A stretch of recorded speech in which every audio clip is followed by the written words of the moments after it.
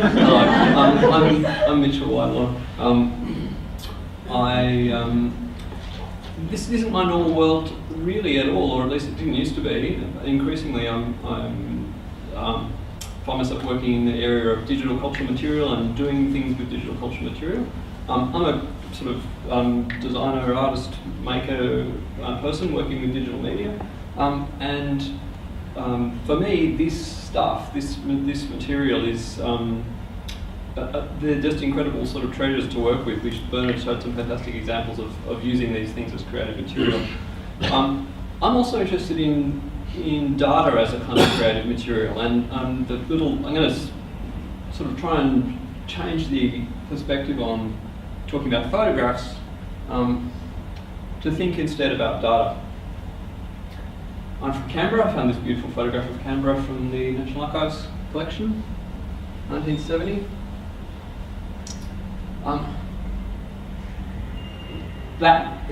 We're familiar with photographs as a kind of material, but this is actually the material that I'm working with most of the time now. And they're both, for me, they're both incredibly rich, and actually I'm going to argue initially that actually they're kind of similar as well. This is data too. Photograph is a kind of data.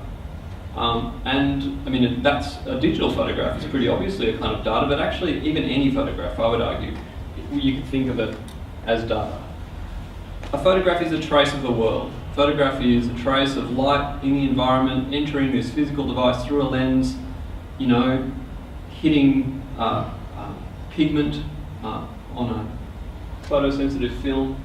It is taking a trace, it is taking a reading, it is gathering information from the world and compressing that information into this little slice. Those historic photographs that we've seen are all make me sort of thrilled because they are these rich traces of the world and you never quite know what's there. They're innocuous little images, but they open out into this incredible richness, and to me that's what's really exciting about photographic images, is they're rich traces of the world. They're gathering chunks of data out of existence. And those chunks of data have connections and traces that we can follow far and wide. I do a lot of data visualization work. I take abstract data and I turn it into things that you can see, and therefore once you can see them, you can understand them a little bit better. But if you've ever worked in a wet, dark room, you would have experienced a moment of data visualization where you expose the paper and put in the developer and you see the image emerge. That's the moment where the trace of the light that hits the film is re-visualized as a visible trace on the paper. So, analog photography is really a process of data visualization. And like data visualization, you make a lot of choices. You can crop, you can adjust exposure, you can change this or that. So it's a material process. It's a process of mediation. It's all about rendering data, rendering those traces and making them visible. Okay, so that's the philosophical bit out of the way. Talk about digital photos. So after this wave of digitisation that we're all talking about now, millions upon millions of digital photographs, actually what you get out is you get data, but in particular you get two kinds of data. This image is from a project I'll show you in a minute with the Manly Public Library. You get image data, you also get metadata. Metadata is the descriptive stuff, it's the cataloguing data. It tells you the dates and the places and the IDs. It's easy to get really focused on the image data, but the metadata is incredibly significant. And particularly when you can work with metadata as material and work with it in large volumes, metadata is crucial. It's the metadata that enables the material to be found, and when you treat it in bulk, the metadata enables you to do a whole bunch of different and potentially exciting and interesting things. Here's a great example of working with image data and of treating the image as data. So by treating the image as data, what I mean is treating the image as a thing that a computer can read, a thing that a computer can take in, run processes on and do something with. This is a project by Tim Sherritt called Invisible Australians. And this webpage, which you can see at that address, is actually harvesting records from the National Archives of Australia, looking in the digitised pages of archival immigration records, and it's looking for faces. Because we have computer software that works reasonably well, that can look at an image and say, oh, I think that's probably a face, or no, I think that's not a face. So the software, the computer, can do the work of finding the faces.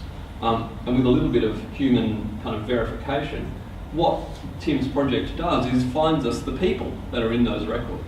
So something that was an archival, administrative document, if we find the person in there and focus on them, then we can tell quite a different story.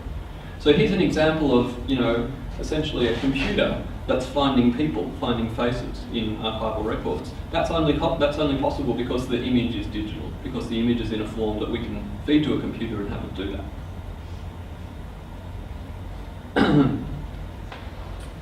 But what happens, what do you do with the metadata? How do you visualise that? What could you do with that? All of that structure, all of that information, all of those dates, places, titles, all that kind of stuff. How can you get a grip on that? What kind of image could you make out of such abstract data? Here's one project which is an attempt to explore that question.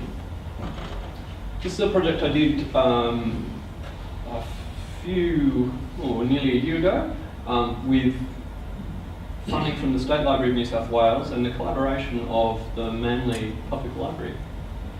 Here are the images.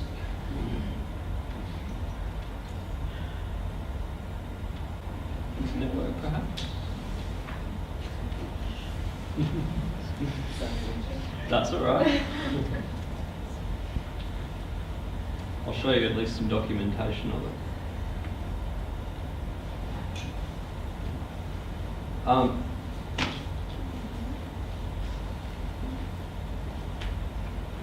If you fire up your web browser and go to that site, you can have a look. But I'll briefly talk a little bit about what that project does. The question of what you do with a digital photographic collection is the standard solution is just put a web interface on top of it and a search box, and let people go for it, which works reasonably well for some things. But what about when you've got thousands of images and you don't really know what it is you're looking for? You don't have a specific query. How do you look at an entire collection in a rich way? So this project tries to answer that question by taking those 7,000 images and putting a rich interface on top of them that actually shows you the whole diversity of the collection. Shows you the kind of things that are in the collection. Shows you, for example, that there's a whole lot of records that have the term uniform in the title. So here we're using titles to segment that collection into chunks. There's a lot of uniforms, there's a lot of streets, there's a lot of pupils, and a whole lot of other terms there that actually characterise that collection. There's a lot of aldermen, because it's a local studies collection, so there's a lot of council stuff. So you can actually get a really rich view of the contents of a collection just by taking the metadata apart, but in particular putting it back together with the image material, because the combination of metadata and image produces this kind of rich context that a human is really good at interpreting. We can put those things back together, stitch the pieces back together, and infer meaning out of them. You can also then go and explore the entire collection, 7,000 odd images, without ever entering a search. So you can wander around in the collection, get a much more complex understanding than you could otherwise. So for me, that's what's exciting about this kind of work. It's that as a way to reach the kind of audiences and foster the kind of stories that we've just heard about, we need to have rich, dynamic interfaces to these collections. We need to expose this stuff to audiences in a rich way, so that it's actually a pleasure and a delight to stroll through these collections rather than have to kind of burrow in through search boxes and web interfaces. It's not actually that hard to do. There's no kind of technical reason why it shouldn't be possible.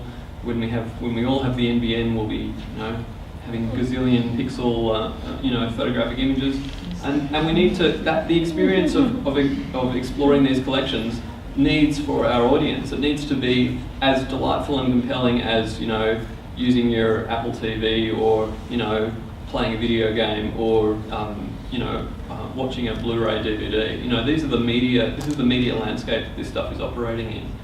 We can make this collection. We can make this content absolutely compelling, but we need to create rich interfaces in order to do that.